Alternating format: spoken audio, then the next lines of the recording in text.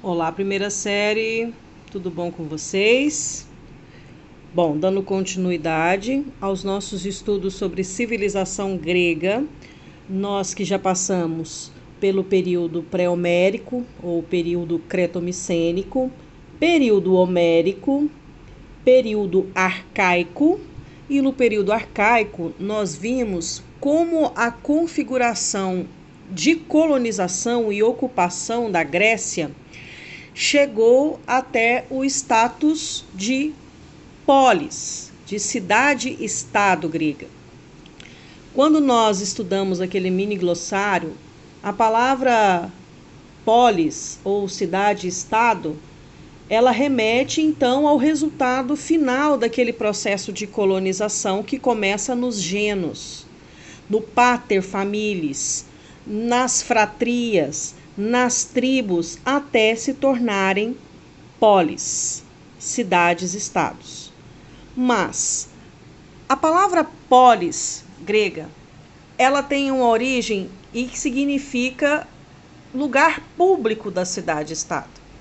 E elas foram fundamentais para o desenvolvimento da cultura grega a partir do final do período homérico arcaico e do clássico. Mas por que, meus alunos, que a polis grega é tão importante para o desenvolvimento da cultura? Vamos lembrar as nossas aulas tanto de história quanto de filosofia no início do ano.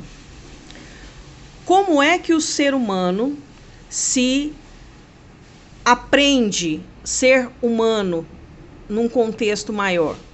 Como que o homem se humaniza? Ele se humaniza através das suas relações sociais. E essas relações sociais, elas são determinadas nos espaços públicos dos ambientes. E a polis grega nada mais é do que justamente esse habitat social, entende? Então, a polis ela funcionava na Grécia Antiga como um mecanismo de sociabilidade.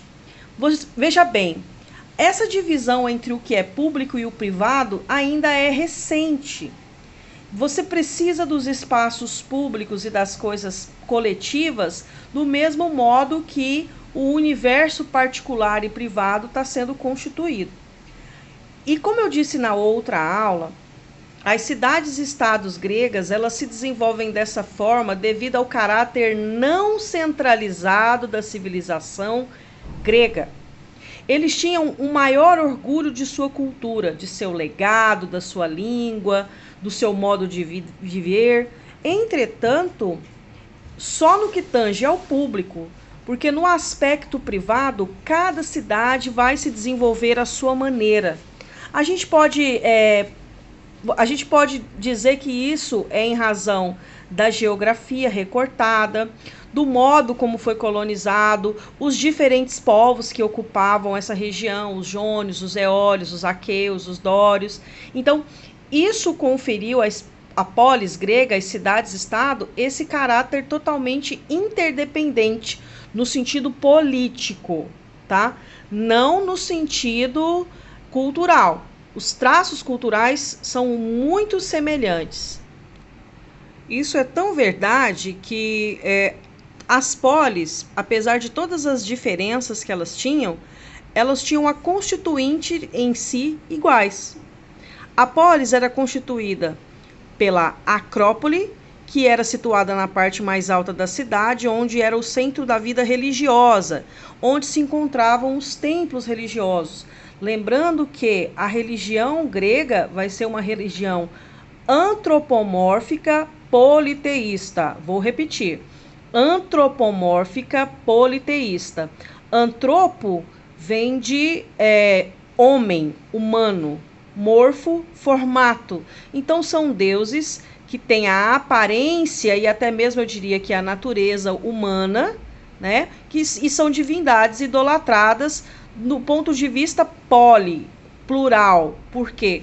Ao contrário do cristianismo ou do monoteísmo cristão, que é uma divindade apenas, ou ao contrário do zoroastrismo persa, que é biteísmo, né?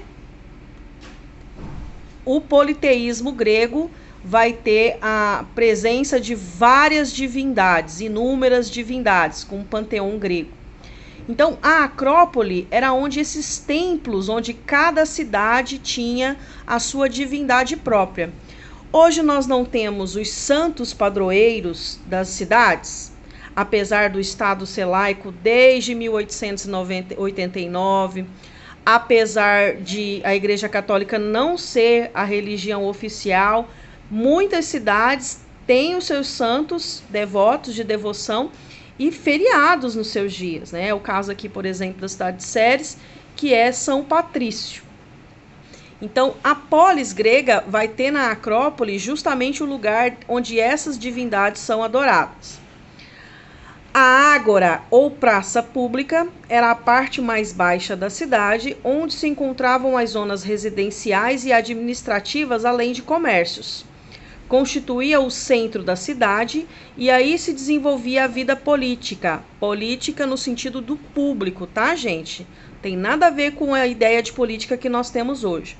E se realizavam as trocas comerciais. Então, veja bem, já existia um comércio vivo, só que era um comércio baseado no escambo, na troca. Tinha moedas? Tinha moedas, os denares, né, os dracmas, mas eram feiras ao ar livre, onde eram feitas as trocas, onde eram feitas as trocas dos produtos, dos serviços e até dos escravos, né? Mas principalmente a ágora representa o lugar onde eram feitas as assembleias, as reuniões, os debates, as tribunas, onde tudo era discutido pelo preceito de cidadania do grego. Temos que entender que o conceito de cidadania na Grécia Antiga é muito diferente do nosso. A partir da Revolução Francesa e das Declarações Universais do Homem, nós vamos ter a ideia, que vai ser legitimada, de isonomia, de que todo mundo é igual. Mas até 1789, o mundo não era assim. Existiam as classes sociais que determinava quem tinha direito e quem não tinha, obviamente. E no mundo antigo, isso era caracterizado pelo nascimento. A Grécia Antiga vai ter a mesma noção de cidadania dos romanos, dos egípcios, que é a baseada no nascimento.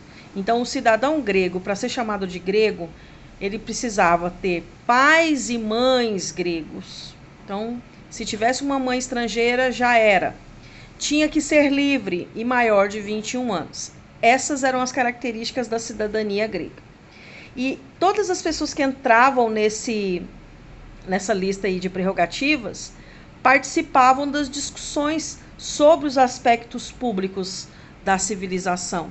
O que era feito, quem ia fazer o quê, até mesmo sobre as guerras.